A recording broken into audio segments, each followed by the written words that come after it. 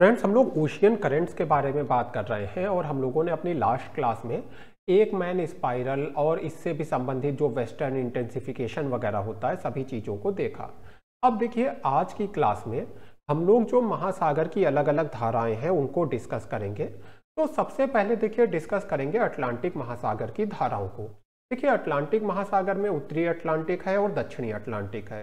तो उत्तरी अटलांटिक की जो सागरीय धाराएं हैं उनको उत्तरी अटलांटिक महासागर की धाराएं कहते हैं, और उसी तरह से वो धाराएं जो दक्षिणी अटलांटिक का हिस्सा है उनको दक्षिणी अटलांटिक की धाराएं कहते हैं। तो इनको मैं आपको एक साथ पढ़ाऊंगा और आप बस ये याद कर लीजिए कि उत्तरी अटलांटिक धाराएं कौन सी हैं और दक्षिणी अटलांटिक कौन सी हैं। तो अगर बाई चांस आपसे कहा जाए उत्तरी अटलांटिक धाराओं का आपको विवरण देना है तो फिर आप केवल उत्तरी अटलांटिक धाराएं लिख के आएंगे। मैं आपको दोनों एक साथ पढ़ाऊंगा। ये विश्व की जो अलग अलग महासागरों की अलग अलग धाराओं का तंत्र है वो दिखाया गया है। जैसे कि यहाँ पे उत्तरी अटलांटिक की जो आपकी धाराएं हैं वो दिखाई गई हैं, इधर आपकी जो दक्षिणी अटलांटिक की धाराएं हैं वो दिखाई गई हैं। तो इन्हीं चीज़ों को हम लोग अब डिटेल में देखते हैं। देखिए, अटलांटिक महासागर की पहली जो धारा आ जाती है वो है उत्तरी विषुवतीय जल धारा। उत्तरी विषुवतीय मतलब ये देखिए यहाँ पर लिखा है नॉर्थ इक्वेटोरियल, ये यहाँ पर दिखाई गई है आपकी नॉर्थ इक्वेटोरियल। तो ये जो नॉर्थ इक्वेटोरियल करंट है इसको हम लोग डिस्कस करते हैं। देखिए, व्यापारिक पवनों के प्रभाव से हम लोगों ने देखा है महासागरीय धाराओं के ऊपर पवनों का प्रभाव पड़ता है।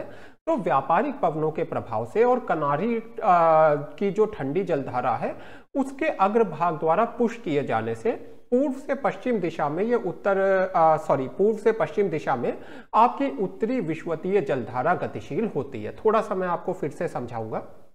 दो कारण देखे हम लोगों ने। देखिए, ये जो नॉर्थ इक्वेटोरियल करंट है ये एक डायरेक्शन में आगे बढ़ रहा है इस तरह से जो यहाँ पर दिखाया गया है। तो अब ये आगे बढ़ रहा है तो इसके पीछे कोई कारण होंगे।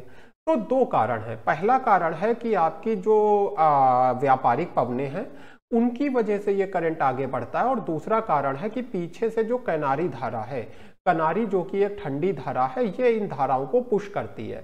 अब देखिए, जब पीछे से कोई चीज धक्का देगी तो आप आगे की तरफ जाएंगे। वही चीज नॉर्थ इक्वेटोरियल करंट के साथ होती है। जब कनारी धारा इनको पीछे से पुश करती है तो ये आगे की दिशा में बढ़ती हैं। व्यापारिक पवनों से प्रभावित होकर पश्चिमी अफ्रीका से दक्षिण अमेरिका के ब्राजील देश के पूर्वी तट तक उत्तरी विषुवतरेखीय जलधारा के नाम से प्रवाहित होती हैं। तो ये कहाँ से चलती हैं? आपके अफ्रीका जो है वहां से चलते हुए और फिर जो आपका अमेरिका है वहां तक ये धारा प्रवाहित होती है। ये गर्म जलधारा है जो दक्षिण अमेरिकी महाद्वीप के पूर्वी तट से टकराने के बाद दो शाखाओं में विभाजित हो जाती है। ये कैसी जलधारा है? गर्म जलधारा है। और जब ये आपकी जो दक्षिणी अमेरिका महाद्वीप का पूर्वी तट है जब वहां पर टकराती है तो आगे ये दो पार्ट्स में डिवाइड हो जाती है। एक शाखा एंटिलीज नाम से तथा दूसरी शाखा कैरिबियन सागर में यूकाटन चैनल तक प्रवाहित होती है। तो एक शाखा तो देखिए एंटिलीज के नाम से प्रवाहित होती है, और जो दूसरी शाखा है वो कहां तक जाती है? आपके यूकाटन चैनल तक। यानी कि अगर फिर से इसको मैं थोड़ा सा आपको क्लियर करूं तो जो नॉर्थ इक्वेटोरियल करंट है ये आपके अमेरिका का साउथ अमेरिका के तट के पास पहुंच करके दो पार्ट्स में डिवाइड हो जाती है। एक पार्ट आपका चला जाता है कैरिबियन सागर का जो यूकाटन चैनल है वहां तक, और जो दूसरी शाखा है वो एंटिलीज के नाम से जानी जाती है। अभी देखिए, एंटिलीज आपको आगे और क्लियर होगा जब हम लोग आगे बढ़ेंगे। अब देखिए, दक्षिण विषुवत की जलधारा की बात करते हैं। दक्षिणी विषुवत जलधारा, तो देखिए ये गर्म जलधारा है जो व्यापारिक पवनों के प्रभाव से पूर्व से पश्चिम दिशा में विषुवत रेखीय क्षेत्र में प्रवाहित होती है। तो 0 से 10 डिग्री के बीच में आपका साउथ इक्वेटोरियल करंट प्रवाहित होता है। ये देखिए, थोड़ा सा एरो पे ध्यान दीजिएगा। ये देखिए आपका साउथ इक्वेटोरियल करंट दिखाया गया है और ये आपको दिख रहा होगा दो पार्ट्स में डिवाइडेड है। इसको मैं दूसरे कलर से आपको दिखाऊंगा एक बार। देखिए, ये आपका साउथ इक्वेटोरियल करंट का एक हिस्सा इधर जा रहा है और एक हिस्सा इधर जा रहा है। तो ये आपका है साउथ इक्वेटोरियल करंट। वास्तव में यह बेंगुला नामक ठंडी जलधारा का अग्रभाग है। तो जो बेंगुला की आपकी ठंडी जलधारा है इसी का अग्रभाग है साउथ इक्वेटोरियल। ये देखिए, जो बेंगुला की जलधारा है यही आगे साउथ इक्वेटोरियल के रूप में आगे बढ़ती है। ब्राजील के तट से टकराकर दो भागों में विभक्त हो जाती है, जैसा कि मैंने आपको दिखाया, एक ये पार्ट है, दूसरा ये पार्ट है। तो इसमें से जो ब्राजील की तरफ धारा जा रही है इसको कहते हैं ब्राजील धारा। तो ये ब्राजील की धारा बन जाती है, ये वाला हिस्सा आपका ब्राजील की धारा बन जाती है। आगे देखते हैं विषुवत रेखीय प्रतिधारा। देखिए एक काउंटर करंट भी आ जाता है, इसका रीजन भी मैं आपको समझाऊंगा कि क्यों आता है। तो देखिए यहाँ पर आपको दिखाई दे रहा है ये इक्वेटोरियल काउंटर करंट है। काउंटर मतलब देखिए आप अगर इस दिशा में जा रहे हैं और आपके विपरीत कोई इस दिशा में चीज आ रही है तो ये आपके काउंटर हो गई, ये आपके अपोजिट हो गई। तो वैसे ही नॉर्थ इक्वेटोरियल और साउथ इक्वेटोरियल जिस दिशा में जाती हैं उसके ठीक विपरीत दिशा में ये आपका इक्वेटोरियल इक्वेटोरियल करंट है, जो इक्वेटोरियल काउंटर करंट है, ये ठीक विपरीत दिशा में चलता है। तो ये हो गया इक्वेटोरियल काउंटर। समझते हैं इसके बारे में। देखिए विषुवत रेखीय प्रतिधारा की उत्पत्ति उत्तरी और दक्षिणी विषुवत रेखीय धाराओं के मध्य होती है। इसके एक तरफ नॉर्थ इक्वेटोरियल है, एक तरफ साउथ इक्वेटोरियल है और बीच में ये इक्वेटोरियल काउंटर करंट है या प्रति विषुवत रेखीय धारा है। इसलिए इसे विपरीत विषुवत रेखीय धारा कहते हैं या प्रतिरेखीय धारा कहते हैं। उत्तर पूर्वी और दक्षिण पूर्वी व्यापारिक पवनों के द्वारा अटलांटिक महासागर के भूमध्य रेखीय क्षेत्र में निरंतर जल का बहाव पश्चिमी तट की ओर होता है। तो देखिए व्यापारिक पवनों के द्वारा क्या होता है कि जो आपका अटलांटिक महासागर है, इसमें जो आप कह लीजिए जो भूमध्य रेखीय क्षेत्र है अटलांटिक महासागर का, इसमें जो जल है वो किस दिशा में जाता है, पश्चिमी तट की ओर, इस तरह से। तो जो आपकी इक्वेटर यानी कि इक्वेटोरियल रीजन यानी कि 0 डिग्री के पास का क्षेत्र, तो ये जो 0 डिग्री के पास का क्षेत्र है यहाँ पर लगातार पानी किस दिशा में जा रहा है, आप खुद देख पा रहे हैं, पश्चिमी तट पे जा रहा है। देखिए ये ईस्ट होता है, ये वेस्ट होता है, तो ये किधर जा रहा है, पश्चिमी तट पे, इस वाले तट पे जा रहा है। अब पानी जब देखिए पश्चिमी तट पे लगातार जाएगा तो क्या होगा, जमा होने लगेगा। देखिए बहुत ही सिंपल भाषा में कहें तो मान लीजिए ये आपका तट है, हर दिशा से पानी यहाँ पर आ रहा है, तो क्या होगा, पानी जमा हो जाएगा। अच्छा जब पानी जमा हो जाएगा तो क्या होगा, अगर कहीं पे कूड़ा जमा हो जाता है तो उसका ढेर लग जाता है। इसी तरह से पानी का भी एक टीला जैसा बन जाएगा। अब देखिए टीला होगा तो क्या होगा, अगर एक टीला बन जाता है, इस टीले से पानी कैसे गिरेगा, ऊपर से नीचे जाएगा। वैसे ही अगर ये टीला बन गया है तो यहाँ से पानी कैसे जाएगा, ऊपर वाले ढाल से या कह लीजिए ऊपर वाले स्थान से नीचे वाले स्थान की ओर जाएगा। इसी वजह से इक्वेटोरियल करंट आपका जन्म लेता है। यहाँ पर पानी जमा हो रहा है सब जा करके, और फिर जब ये पानी वापस जाता है गुरुत्व के कारण अपोजिट दिशा में, तो इसको इक्वेटोरियल करंट कहते हैं। यही चीज थ्योरी में देख लेते हैं। तो उत्तर पूर्वी और दक्षिण पूर्वी व्यापारिक पवनों के द्वारा अटलांटिक महासागर के भूमध्य रेखीय क्षेत्र में लगातार जल का बहाव पश्चिमी तट की ओर होता रहता है। जैसा हम लोगों ने देखा पश्चिमी तट पे पानी इकट्ठा होता है, इसलिए पश्चिमी तट के निकट जल की भारी मात्रा एकत्रित हो जाने से समुद्र का तल ऊंचा हो जाता है। इसके फलस्वरूप समुद्र तल पश्चिम से पूर्व की ओर ढाल वाला हो जाता है, यानी कि पश्चिम समुद्र तल का ढाल कैसे हो जाता है, पश्चिम से पूर्व की ओर। समुद्र तल का ये ढाल जो है 1000 किलोमीटर से लगभग 4 सेंटीमीटर होता है। स्पष्ट है कि पूर्वी तट पर जल स्तर की कमी को दूर करने के लिए, यानी कि ये पूर्वी तट जहां पर जल कम हो गया है, इसको दूर करने के लिए जो जल है वो क्षतिपूरक धारा के रूप में प्रवाहित होता है। क्षतिपूरक धारा मतलब यहाँ पे जो जल कम हो गया है उसको पूरा करने के लिए जो धारा आ रही है उसी को कहते हैं कंपनसेशन करंट। तो कंपनसेशन करंट के रूप में आता है। इसी धारा को, यही जो आपका कंपनसेशन करंट है, यही बेसिकली आपका विषुवत रेखीय प्रतिधारा बन जाता है। तो ज्ञातव्य है कि इस धारा की उत्पत्ति भूमध्य रेखीय प्रशांत मंडल में होती है, जहां समुद्र की सतह पर पवनों का प्रभाव नगण्य होता है। तो ये कहां पर ये आपको कहां पर धारा दिखाई देगी, जो आपके डोल्ड्रम्स हैं वहां पर आपको ये धारा दिखेगी, और यहां पर पवनों का प्रभाव बहुत कम होता है। अब देखिए कुछ और बातें हैं, जैसे कि ग्रीष्म ऋतु में ये ज़्यादा शक्तिशाली होती है, लेकिन शीत ऋतु में उतनी ज़्यादा शक्तिशाली नहीं रह जाती है। इसके साथ ही वर्ष भर इस धारा के दो स्पष्ट भाग आप देख सकते हैं, एक इसका पश्चिमी भाग होता है, दूसरा पूर्वी भाग होता है। पश्चिमी भाग में, अपने पश्चिमी भाग में ये धारा कम चौड़ी और कमजोर होती है। फिर देखिए और भी कई सारी डिटेल्स हैं, लेकिन उतना हम लोग नहीं जाएंगे। जो इसके बेसिक चीज़ें हैं वो मैंने आपको क्लियर करवा दी। अब देखिए हम लोग गल्फ स्ट्रीम धारा के बारे में बात करेंगे। इसको हम लोग खाड़ी तंत्र भी कहते हैं। अब देखिए इसके अंतर्गत 3 पार्ट आते हैं, यानी गल्फ स्ट्रीम के अंतर्गत ही फ्लोरिडा, गल्फ स्ट्रीम और उत्तरी अटलांटिक प्रवाह आता है। चलिए सबसे पहले हम लोग फ्लोरिडा धारा को डिस्कस करते हैं। देखिए फ्लोरिडा करंट में क्या है, ये फ्लोरिडा जलडमरू मध्य से हेटरास अंतरीप के मध्य उत्तर की ओर प्रवाहित होने वाली जो धारा है उसको फ्लोरिडा धारा कहते हैं। हेटरास अंतरीप को अभी मैं आपको अगली स्लाइड में दिखाऊंगा। इस धारा का प्रारंभ वास्तव में यूकाटन चैनल से माना जाता है। देखिए यूकाटन चैनल में अभी हम लोगों ने क्या देखा था कि जो हमारा नॉर्थ इक्वेटोरियल करंट है इसका एक हिस्सा हम लोगों ने देखा था यूकाटन चैनल तक पहुंचता है। जब ये विभाजित हो जाता है नॉर्थ इक्वेटोरियल करंट तो इसका एक हिस्सा जो है यूकाटन चैनल तक पहुंचता है। इसी यूकाटन चैनल से यहीं इसी स्थान से फ्लोरिडा धारा की स्टार्ट होती है, यानी यहीं से फ्लोरिडा धारा जो है वो जन्म लेती है। आगे चलकर यही जल राशि फ्लोरिडा धारा में मिल जाती है। तो यही जो जल राशि है आगे चल के फ्लोरिडा धारा में मिलती है। फ्लोरिडा जल डमरू मध्य से निकलने के बाद फ्लोरिडा धारा और एंटिलीज धारा आपस में मिल जाती हैं।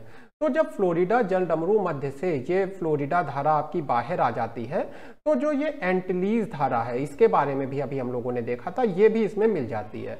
एक पार्ट किधर गया था हम लोगों की नॉर्थ इक्वेटोरियल करंट का एक हिस्सा गया था आपके यूकाटन की तरफ और एक धारा बन गई थी एंटिलीज। तो एंटिलीज और ये फ्लोरिडा वाली आपस में मिल जाती हैं। इस सम्मिलित धारा को हेटरास अंतरीप तक फ्लोरिडा धारा ही कहा जाता है। तो ये जो आपका हेटरास अंतरीप तक जो है इस पूरी सम्मिलित धारा को, या कौन सी सम्मिलित धारा, जिसमें आपका फ्लोरिडा करंट है और जिसमें एंटिलीज करंट है, तो फ्लोरिडा और एंटिलीज करंट का जो मिला हुआ रूप है उसको हेटरास अंतरीप तक फ्लोरिडा धारा ही कहा जाता है। मैंने कहा आपसे कि हेटरास अंतरीप को नेक्स्ट स्लाइड में देखेंगे। फ्लोरिडा धारा की उत्पत्ति के संबंध में बहुत सारे मत हैं, लेकिन मैक्सिको की खाड़ी तथा इसके अटलांटिक तट के जल स्तर का अंतर ही इस धारा की उत्पत्ति का मूल कारण माना जाता है। अब देखिए एक बात आती है कि फ्लोरिडा धारा की उत्पत्ति कैसे होती है। तो इसका मुख्य कारण क्या है कि मैक्सिको की जो खाड़ी है उसमें काफ़ी मात्रा में जल इकट्ठा हो जाता है और फिर से वही बात आ जाती है कि जब कहीं पर जल जो है काफ़ी मात्रा में इकट्ठा हो जाएगा तो जहाँ पर देखिए जल का टीला बन जाएगा या जल ज़्यादा मात्रा में इकट्ठा हो जाएगा, वहाँ से जहाँ पर जल कम है उस दिशा में प्रवाहित होने लगेगा। बहुत ही सिंपल सी बात है, आपकी घर में जो फर्श होती है उसमें भी जल उसी दिशा में जाता है जिधर ढाल होती है। तो जहाँ पर पानी ज़्यादा इकट्ठा हो जाएगा वहाँ पर जो स्थान है वो ऊंचा उठ जाएगा, और दूसरा स्थान जहाँ पर पानी का तल कम है वहाँ पर कह लीजिए कि तल जो है नीचे होगा, तो ऊपर वाले स्थान से नीचे वाले स्थान की ओर पानी जो है फ्लो होने लगेगा। यही स्थिति होती है मैक्सिको की खाड़ी में। क्यों यह स्थिति होती है? एक तो आपकी जो व्यापारिक हवाएं हैं वो अपने साथ जल को लाती हैं और मैक्सिको की खाड़ी में जमा करती हैं, क्योंकि जो व्यापारिक पवने हैं उनकी दिशा इस तरह से है कि मैक्सिको की खाड़ी में जल जमा हो जाता है। इसके साथ ही दूसरी चीज है कि वहां पर जो मिसौरी मिसिसिपी नदियां हैं वो भी बड़ी मात्रा में जल ला करके खाड़ी में जमा करती हैं। यानी कि एक तरफ व्यापारिक पवनों से जल आ रहा है, दूसरी तरफ जो मिसौरी मिसिसिपी नदियां हैं उनसे जल आ रहा है। इसका जो सम्मिलित प्रभाव है वो ये होता है कि यहाँ पर जल स्तर ऊंचा हो जाता है और इसकी वजह से फ्लोरिडा धाराएं जो हैं उनकी उत्पत्ति हो जाती हैं जो कम जल स्तर वाली दिशा में आगे बढ़ती हैं। अब देखिए दूसरे पार्ट की बात करते हैं जो है गल्फ स्ट्रीम। तो इसकी खोज पोंस डी लियोन द्वारा 1513 में की गई। फ्लोरिडा की धारा जब एंटिलीज धारा का जल समाविष्ट करके, अभी हम लोगों ने पीछे क्या देखा कि फ्लोरिडा की धारा में एंटिलीज की धारा का जल मिल जाता है। देखिए यहां पर देखा था, एक सेकेंड, ये देखिए यहां पर हम लोगों ने देखा था कि फ्लोरिडा की जो धारा है इसमें एंटिलीज धारा का जल मिल जाता है। तो जब फ्लोरिडा धारा में एंटिलीज धारा का जल मिल जाता है और फिर ये जब हेटरस अंतरीप के आगे बढ़ती है तो इसको गल्फ स्ट्रीम के नाम से कहते हैं। तो देखिए यहाँ पर आपकी मैक्सिको की खाड़ी दिखाई गई है जहाँ पर फ्लोरिडा धारा उत्पन्न होती है। फिर ये फ्लोरिडा धारा जब आगे बढ़ती है और हेटरस अंतरीप के आगे जाती है, फिर इसको हम लोग गल्फ स्ट्रीम के नाम से जानते हैं। ये एक चौड़ी और गर्म जल वाली धारा है। गल्फ स्ट्रीम आपको पता होगा इसमें गर्म जल होता है, गर्म जल वाली धारा है। और इसके देखिए अपने दाहिनी ओर से यह धारा सारगैसो सागर और बाईं ओर से ठंडी दीवार से अलग होती है। देखिए दाएं ओर क्या है, इसके सारगैसो सागर है, यहाँ पर दिखाया गया है, और बाईं ओर क्या है, ठंडे जल की एक तरह से दीवार है, यहाँ पे ठंडा जल है। तट के पास तो गल्फ स्ट्रीम धारा के दाईं ओर सारगैसो सागर और बाईं ओर ठंडा जल रहता है। तट के पास जल का तापक्रम 4 डिग्री से 10 डिग्री सेंटीग्रेड तथा लवणता कम होती है। संयुक्त राज्य अमेरिका के पूर्वी तट के पास उपस्थित ठंडी जलराशि की मौजूदगी के विषय में बताया जाता है। अब देखिए बात आ रही है, हम लोग क्या समझ रहे हैं कि यहाँ पर ये जो ठंडा जल मिल रहा है, एक तरफ जो ठंडा जल है, इसका कारण क्या है। मतलब एक तरफ आपका सारगैसो सागर हो गया, दूसरी तरफ यहाँ पर ठंडा जल कैसे आया, तो इसको समझते हैं। देखिए संयुक्त राज्य अमेरिका के पूर्वी तट के पास उपस्थित ठंडी जलराशि की मौजूदगी के विषय में बताया जाता है कि सेंट लॉरेंस की खाड़ी का ठंडा जल दक्षिण की ओर मुड़कर चढ़ता है और कुछ लोगों के अनुसार पछुआ हवाओं के कारण गर्म जल तट से दूर हटा लिया जाता है, जिसके कारण लैब्राडोर ठंडी धारा का जल हेटरस अंतरीप में प्रवेश कर जाता है। देखिए क्या कहा गया, इसको मैं आपको समझा देता हूँ सामान्य भाषा में। देखिए क्या है, पछुआ हवाएं चल रही हैं। पछुआ हवाएं क्या कर रही हैं, जो जल है, जो गर्म जल है, उसको तट से दूर ढकेल रही हैं। पछुआ हवाओं की डायरेक्शन कैसे है, इस दिशा में है, तो ये क्या कर रही हैं, तट से दूर ले जा रही हैं आपके गर्म जल को। अब गर्म जल तट से दूर हो गया, यहाँ पर इसकी जगह पे क्या होगा, जो लैब्राडोर धारा है। देखिए शायद आप अगर मोबाइल में देख रहे हैं तो थोड़ा सा छोटा दिखे, पर ये देखिए यहाँ पर दिखाई गई है, ये जो लैब्राडोर धारा है ये कहाँ तक प्रवेश कर जाती है, आपके हेटरस अंतरीप तक, यानी कि जो केप हेटरस है वहां तक ये प्रवेश कर जाती है। तो ये जो लैब्राडोर की धारा है ये बेसिकली ठंडी धारा है। जब ठंडी धारा का जल यहाँ तक प्रवेश कर जाएगा तो गल्फ स्ट्रीम के इस तरफ आपको कैसा पानी मिलेगा, ठंडा। एक लास्ट टाइम आपको और समझाऊंगा जिससे कि एकदम क्लियर हो जाए। देखिए क्या है, पछुआ हवाएं फ्लो कर रही हैं, कैसे, तट से दूर ले जा रही हैं, जो गर्म जल है उसको पछुआ हवाएं तट से दूर ले जा रही हैं। अब देखिए जब तट से दूर हवाएं ले जाएंगी गर्म जल को तो उसके स्थान पे क्या होगा, यहाँ पर ये नीचे वाले फिगर में देखिए ये आपकी लैब्राडोर धारा फ्लो कर रही है। ये लैब्राडोर धारा कैसी है, ठंडे जल की धारा, और ये ठंडा जल कहाँ तक पहुंच जाता है, हेटरस अंतरीप तक पहुंच जाता है, केप हेटरस तक पहुंच जाता है।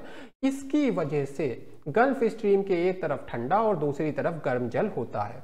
अच्छा देखिए आप एक चीज देख सकते हैं कि ये जो हमारी धारा है ये किस दिशा में जा रही है, तट के समानांतर जा रही है, यानी ये जो आपका कोस्ट यहाँ पे है इसके साथ साथ चल रही है। फिर आप देखें यहाँ पर तट से ये जो है दूर जाने लगी, तो ऐसा क्यों हुआ, ये जो धारा है ये दूर क्यों जाने लगी तट से, इसका रीजन है पहला पछुआ हवाओं का प्रभाव, और फिर दूसरा सबसे बड़ा कोरियालिस बल। जो कोरियालिस बल है वो क्या कर रहा है, कोरियालिस यानी एक तरह से भूविक्षेपी बल, ये क्या कर रहा है, इस जो गल्फ स्ट्रीम धारा है इसको ईस्ट साइड में धक्का दे रहा है। इसी वजह से जो गल्फ स्ट्रीम है इसकी डायरेक्शन ईस्ट में हो जाती है, यानी कि ये तट को छोड़ देती है और पूर्व दिशा में मुड़ जाती है। 40 डिग्री उत्तरी अक्षांश के पास लैब्राडोर ठंडी धारा जो है वो गल्फ स्ट्रीम से मिलती है। तो 40 डिग्री के आसपास क्या होता है, जो ठंडी जल धारा है लैब्राडोर की वो गल्फ स्ट्रीम से मिलती है। अब देखिए जहां पर ठंडी और गर्म जल धाराएं मिलेंगी वहां पर कोहरा उत्पन्न हो जाएगा, तो न्यू फाउंडलैंड के पास कोहरा उत्पन्न हो जाता है।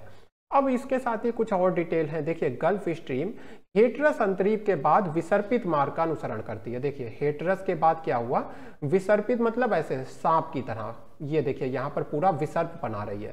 तो गल्फ स्ट्रीम कैसा मार्ग लेती है, एक कह लीजिए कि विसर्पाकार मार्ग लेती है। घूर्णन करते हुए जल के कई छल्ले गल्फ स्ट्रीम के विसर्पित मार्ग से अलग हो जाते हैं।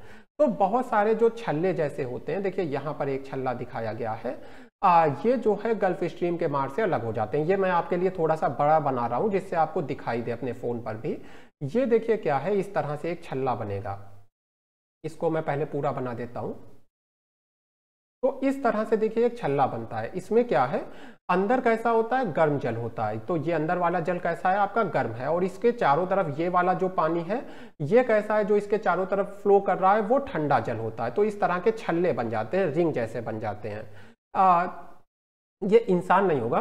तो देखिए ये जो छल्ले हैं, इन छल्लों को होगा, ये जब लिखा जा रहा था गलत हो गया होगा, तो इन छल्लों को गर्म क्रोट छल्ला और ठंडा क्रोट छल्ला कहते हैं। तो अंदर वाला जो है वो गर्म है और बाहर वाला ठंडा है। गर्म क्रोट छल्ला सागरीय जल का भंवर होता है। ये बेसिकली क्या है, सागर में जो हम लोगों ने जायर्स पढ़े हैं, भंवर पढ़े हैं, तो ये बेसिकली एक तरह का भंवर है जो चारों तरफ से शीत जल के छल्ले से घिरा है। तो जो गर्म कह लीजिए गर्म वाला छल्ला है वो शीतल जल के छल्ले से घिरा है।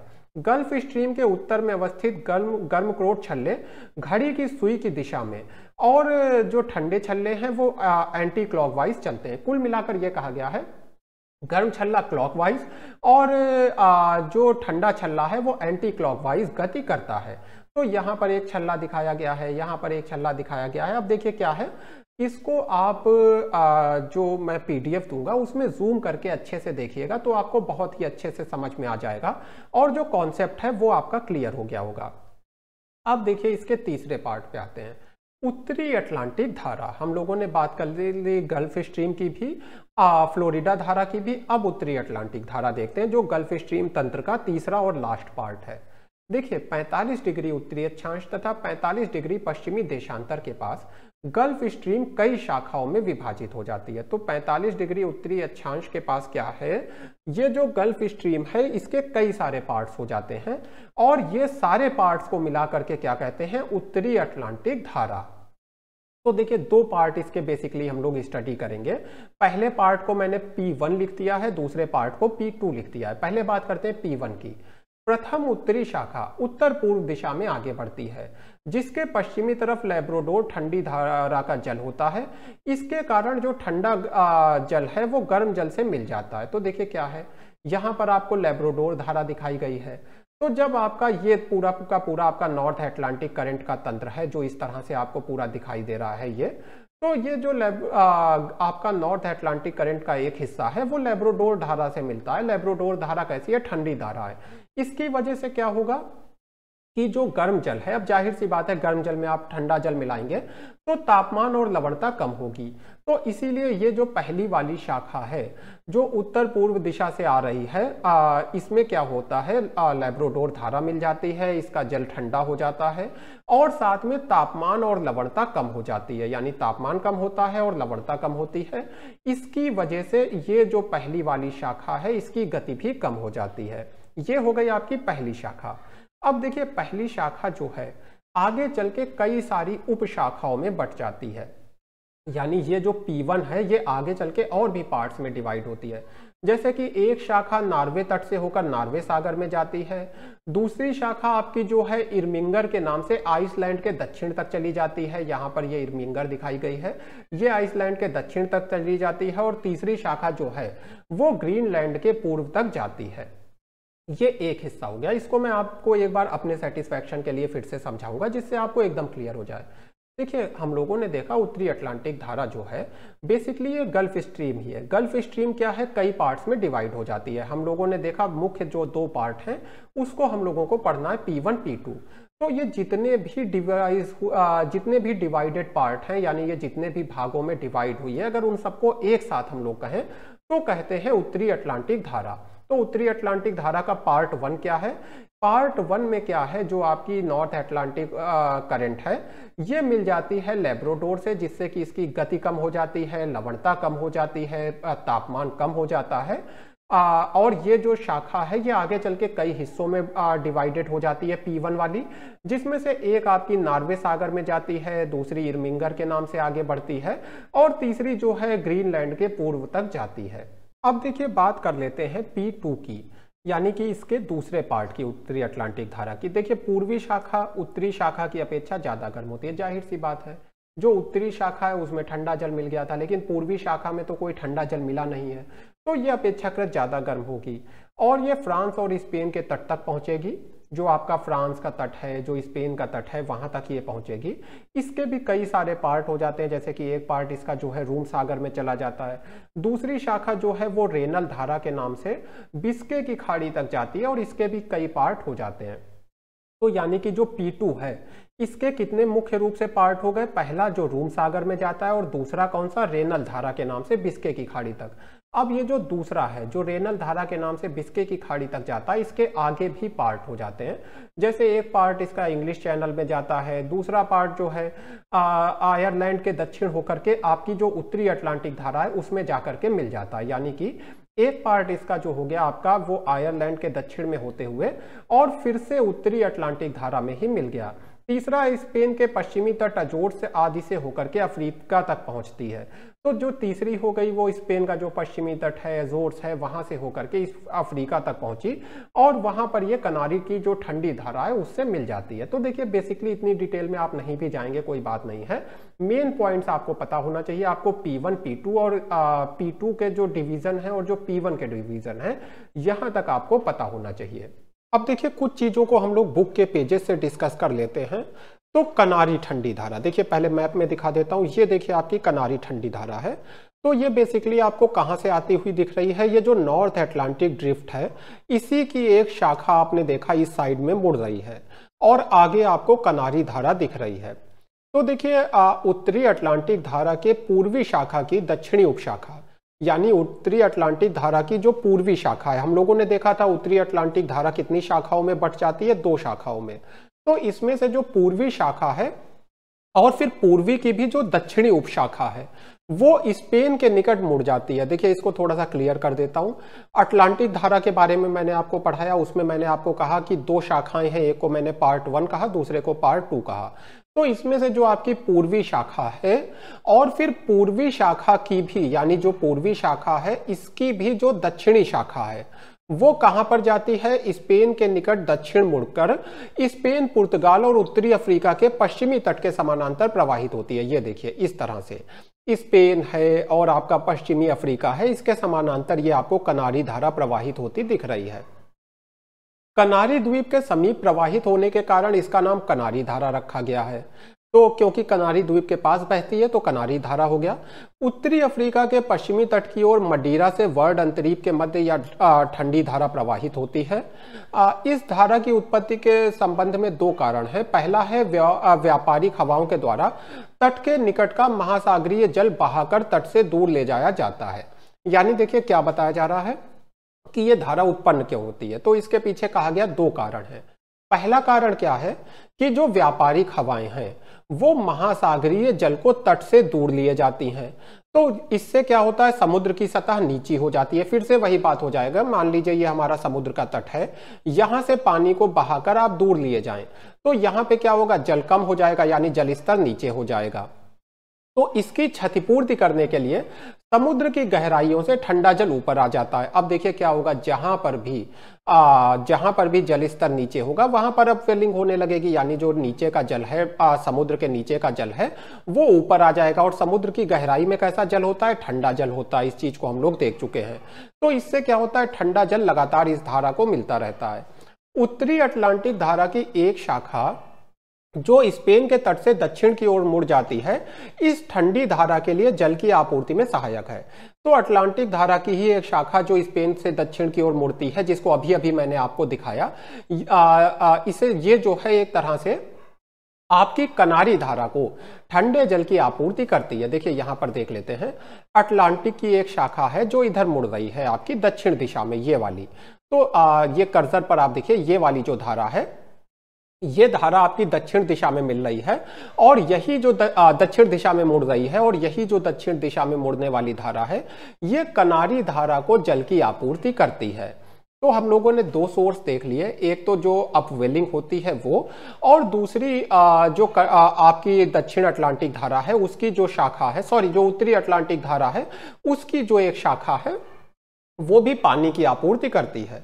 कनारी धारा आगे चलकर उत्तरी भूमध्य रेखीय धारा में विलीन हो जाती है।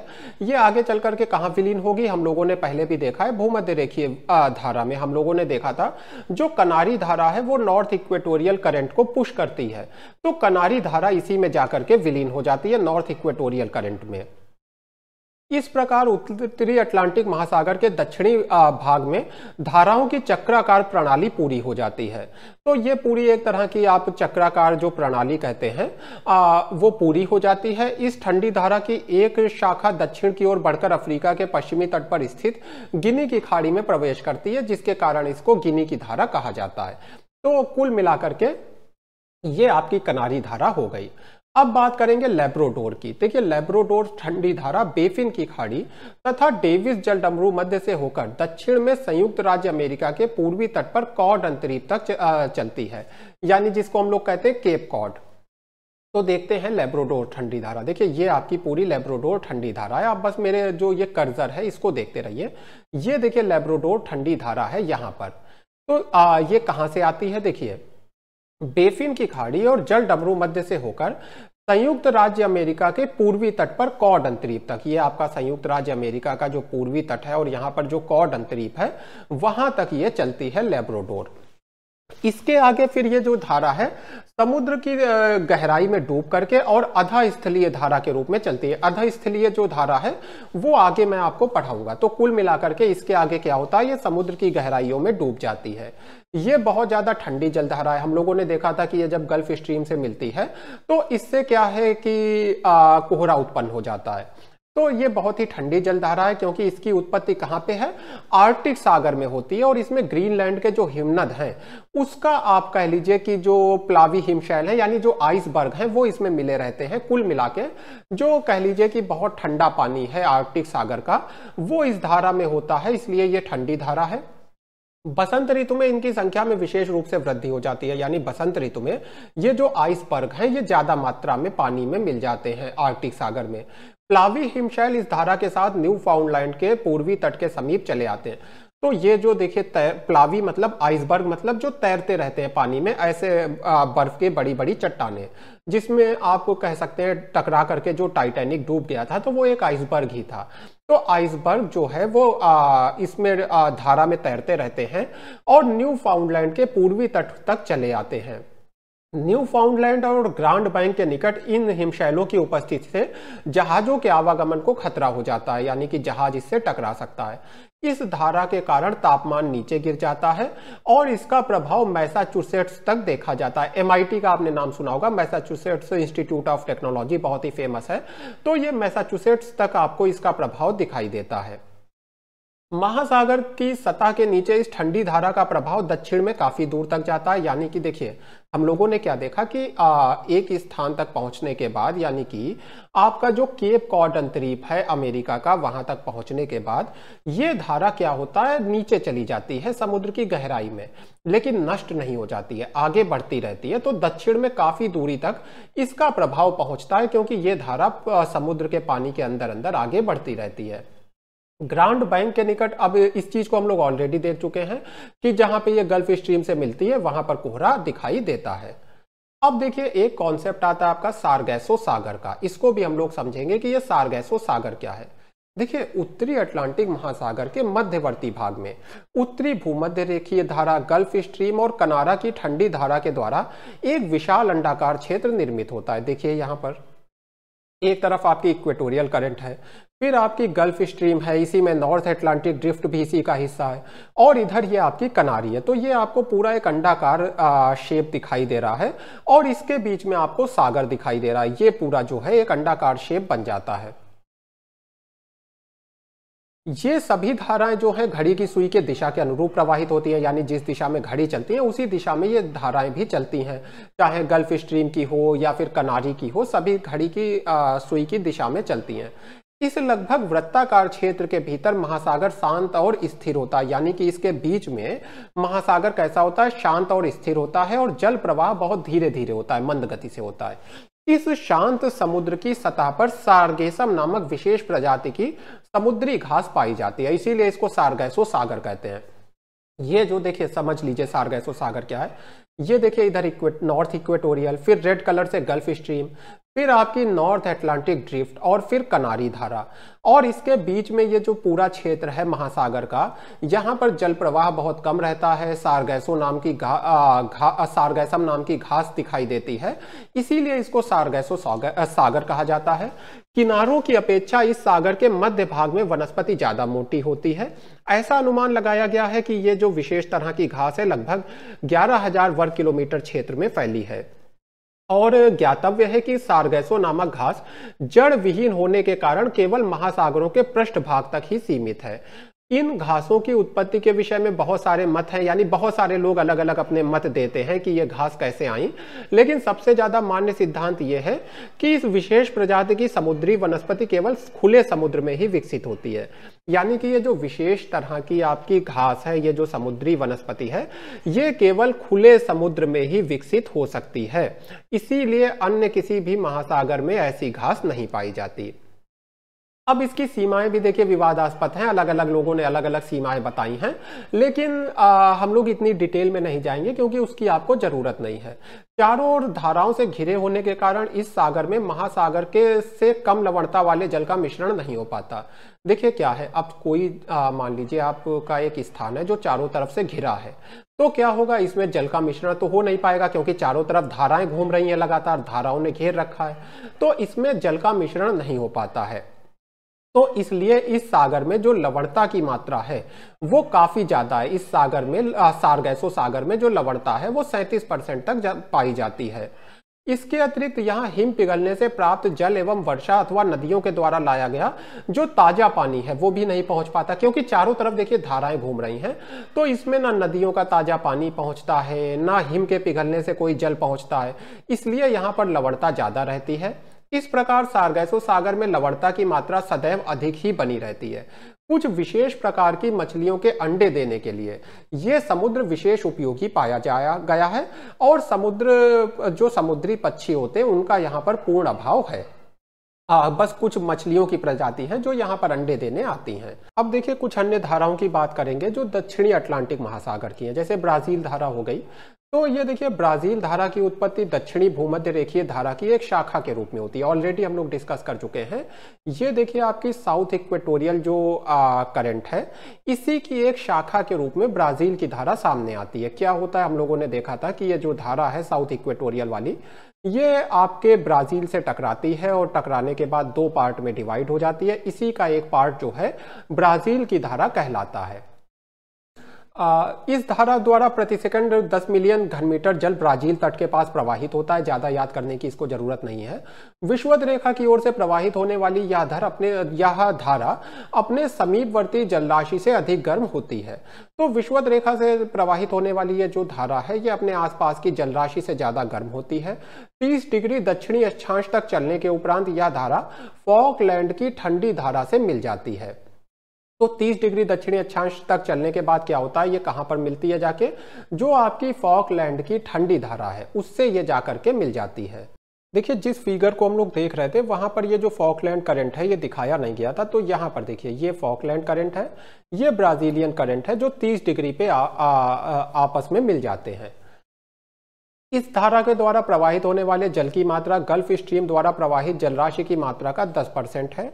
30 डिग्री दक्षिणी अक्षांश के निकट पछुआ पवन के प्रभाव तथा पृथ्वी के आवर्तन से उत्पन्न होने वाले कोरियालिस फोर्स के कारण ब्राजील धारा अपनी बाईं ओर मुड़कर पूरब दिशा में प्रवाहित होने लगती है। बहुत ही सिंपल सी बात है कि देखिए ये क्या है, यहाँ पर इसके ऊपर कोरियालिस फोर्स लगने लगता है, साथ में जो पछुआ हवाएं हैं वो भी इसको प्रभावित करने लगती हैं, जिसकी वजह से इसकी जो डायरेक्शन है वो चेंज हो जाती है। इसको थोड़ा सा अगर मैं आपको क्लियर करूं तो देखिए ये अभी आपको तट के सीधे सीधे दिख रही है, एकदम तट के समानांतर दिख रही है यहाँ पर, लेकिन 30 डिग्री के आगे क्या होता है, इसकी दिशा बदलने लगती है, ये पूर्व की ओर मुड़ने लगती है। तो दो चीजों का प्रभाव होता है, एक तो अपना कोरियालिस फोर्स, और ध्यान रखिए कि ये सदर्न हेमिस्फीयर है, दक्षिणी गोलार्ध है, तो इसीलिए ये जो आपकी ब्राजील की धारा है ये अपनी दिशा के बाईं ओर मुड़ती हुई आपको दिखाई दे रही है। और दूसरी चीज इस पर कौन सी काम करती है, पछुआ पवन का प्रभाव। अब देखिए बात करेंगे हम लोग फॉकलैंड धारा की। तो ये एक ठंडी धारा है जो आर्कटिक सागर में उत्पन्न होकर दक्षिण अमेरिका के पूर्वी तट के सहारे उत्तर दिशा में प्रवाहित होती है। अभी मैंने आपको फॉकलैंड की धारा दिखाई, ये देखिए यहाँ पर ब्लू कलर से फॉकलैंड की धारा दिखाई गई है। तो ये आपकी अंटार्कटिक सागर में उत्पन्न होती है और दक्षिणी अमेरिका के पूर्वी तट के सहारे, जैसा आप देख भी सकते हैं, जैसा मैंने आपको फिगर में दिखाया, उत्तर दिशा में जाती है। इस धारा की उत्तरी सीमा 30 डिग्री दक्षिणी अक्षांश रेखा है। यह अपनी उत्तरी सीमा पर यह धारा ब्राजील धारा से मिलकर पछुआ हवा के प्रभाव से पूरब की ओर प्रवाहित होती है। ये हम लोगों ने ऑलरेडी देख लिया है कि यह ब्राजील धारा से मिलती है और फिर पछुआ पवन के प्रभाव से यह पूरब की ओर प्रवाहित होती है। इस सम्मिलित धारा को पछुआ पवन प्रवाह कहते हैं। इस सम्मिलित धारा में अर्जेंटीना के पूर्वी तट के समीप महासागर में ठंडे जल के उत्प्रवाह से होने वाला जल भी मिल जाता है। तो देखिए इस धारा में क्या है, ये जो पछुआ पवन प्रवाह है पूरा का पूरा, पछुआ पवन प्रवाह मतलब जिसमें आपकी ब्राजील धारा भी मिली हुई है और जिसमें आपकी फॉकलैंड धारा भी मिली है। तो ये जो पूरा पछुआ पवन प्रवाह है, इसमें अर्जेंटीना के पूर्वी तट के समीप जो महासागर का ठंडा जल है, अर्जेंटीना के पास में जो महासागर का ठंडा जल है उसकी अपवेलिंग होती है, तो वो जल भी इस पछुआ पवन प्रवाह में मिल जाता है। अपवेलिंग को हम लोग डिटेल में आगे देखने वाले हैं। महासागर की गहराइयों से होने वाले शीतल जल के उत्प्रवाह का मूल कारण ब्राजील धारा के पृष्ठीय उष्ण जल का पछुआ पवन के कारण उत्पन्न पूर्व दिशा की ओर विस्थापन माना जाता है। तो देखिए शीतल जल ये ऊपर क्यों आता है, जैसे हम लोगों ने देखा कि यहाँ पर जो अर्जेंटीना का पूर्वी तट है वहां पर अपवेलिंग होती है, जो समुद्र की गहराई में शीतल जल है, ठंडा पानी है, वो ऊपर आ जाता है।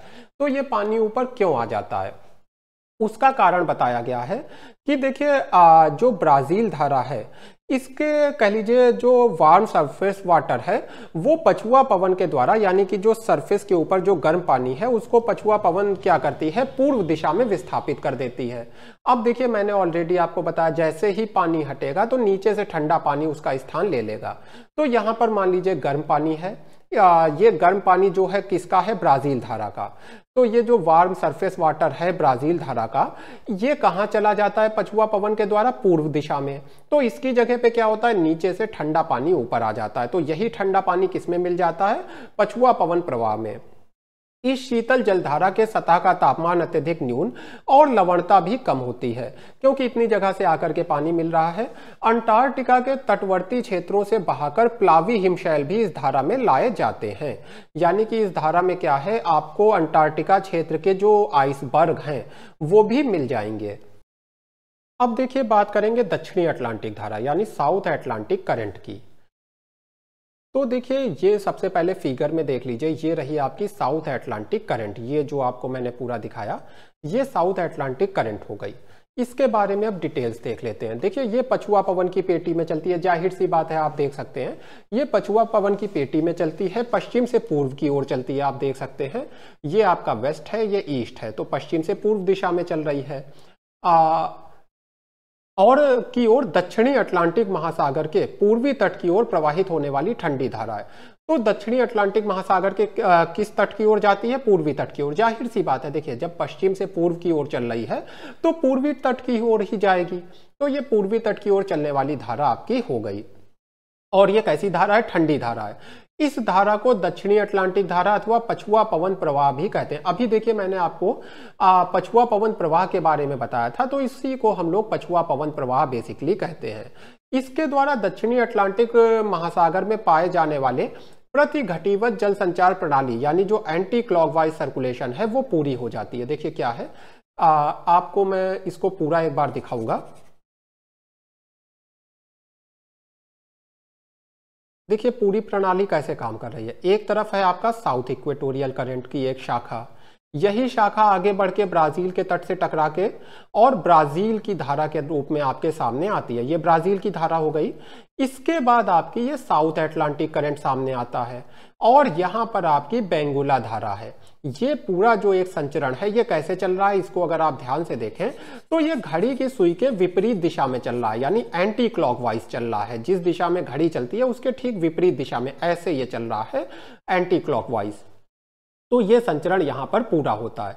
अच्छा, इसमें एक चीज छूट गई है, बेंगुला करंट, इसको भी देख लेते हैं। देखिए अफ्रीका के पश्चिमी तट के समानांतर उत्तर की ओर प्रवाहित होने वाली ठंडी धारा बेंगुला धारा के नाम से जानी जाती है। बहुत ही सिंपल है, बेंगुला धारा देखिए अफ्रीका के पश्चिमी तट के समानांतर बह रही है और ये आपकी बेंगुला धारा हो गई जो नॉर्थ से साउथ की ओर है, यानी कि आपका साउथ टू नॉर्थ की ओर है, यानी नीचे से ऊपर की तरफ जा रही है। उत्तमाशा अंतरीप तथा 17 डिग्री से 18 डिग्री दक्षिणी अक्षांश के मध्य ये धारा पूर्णतः विकसित रूप में प्रवाहित होती है। अफ्रीका तट के समीप ठंडा महासागरीय जल नीचे से उठकर सतह पर आ जाता है, जिसके मिलने से ये धारा अधिक ठंडी हो जाती है। अफ्रीका तट के पास क्या होता है, फिर से वही चीज अपवेलिंग होती है, जो ठंडा महासागरीय जल है वो ऊपर आ जाता है, जिसकी वजह से ये धारा ठंडी पाई जाती है। इस धारा के द्वारा अब देखिए कितना घन मीटर पानी वगैरह ले जाया जाता है, इतना इंपॉर्टेंट नहीं है। 20 डिग्री दक्षिणी अक्षांश को पार करने पर यह धारा तट से दूर हटकर प्रवाहित होती है और आगे चलकर दक्षिणी भूमध्य रेखीय धारा में मिल जाती है। ये देखिए आपका जो साउथ इक्वेटोरियल करंट है उसी में ये बेंगुला धारा जाकर के मिल जाती है। इस धारा के कारण भूमध्य रेखा तक ठंडी जल राशि का प्रसार हो जाता है। हम लोगों ने देखा था कि जो समुद्री धाराएं हैं, जो ओशियन करंट हैं, वो वाटर के टेम्परेचर को एक तरह से मेंटेन करते हैं, जो पूरा का पूरा आपका टेम्परेचर का साइकिल है उसको मेंटेन करते हैं। तो यहाँ पर क्या कर रही है ये आपकी बेंगुला धारा, जो ठंडा पानी है उसको भूमध्य रेखा तक पहुंचा रही है, एक तरह से टेम्परेचर को मेंटेन कर रही है। तो स्मरण रखना है कि इस धारा द्वारा प्रवाहित जल की मात्रा ब्राजील धारा की अपेक्षा अधिक होती है, यानी ये ब्राजील धारा से ज्यादा पानी अपने साथ लेकर के आगे बढ़ती है। तो ये हम लोगों ने अटलांटिक महासागर की जितनी भी धाराएं थी सभी को स्टडी कर लिया है। अब देखिए हम लोग हिंद महासागर और प्रशांत महासागर की धाराओं को आने वाली क्लासेस में डिस्कस करेंगे।